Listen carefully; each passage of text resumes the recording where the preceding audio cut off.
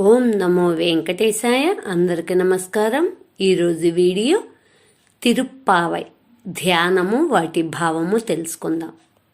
అన్నవయ్యల్ పుదువై ఆండాళ్ అరంగర్కు పన్ను తిరుప్పావై పల్పదియం ఇన్ని செய்யால் பாடிக் கொடுத்தாள் நற்பாமாலை பூமாலை சூடிக் கொடுத்துள்ளை சொல்லு சூடிக் கொடுத்த சுடற்கொடியே தொல்பாவை பாடியருள வல்ல பல்வளையாய் நாடினீ வேங்கடவர்க்கென்னை விதியென்ற இம்மாற்றம் நான் கடவா வண்ணமே நல்கு ஆண்டாள் திருவடிகளே శరణం.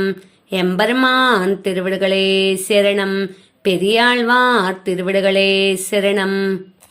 భావము: హంసలు సంచరించుచున్న పంట పొలములతో నిండిన శ్రీ విల్లిపుత్తూరులో అవతరించి ఆండాళ్ శ్రీ రంగనాథునకు తాను మనస్సులో భావించి తిరుప్పావను పేరుగల ఈ పాశురములను మధురముగా పాడి సమర్పించినది.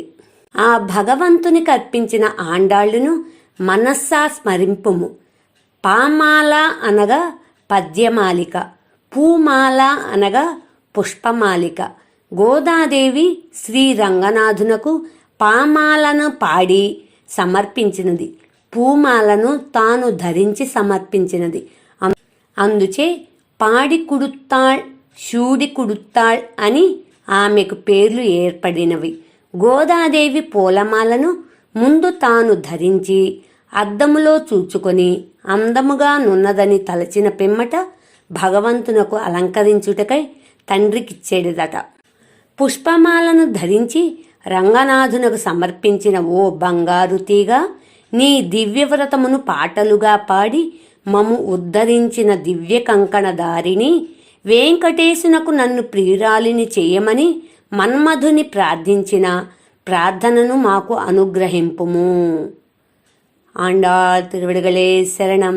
మరిన్ని శ్లోకాలతో నెక్స్ట్ వీడియోలో కలుద్దాం. ధన్యవాదములు.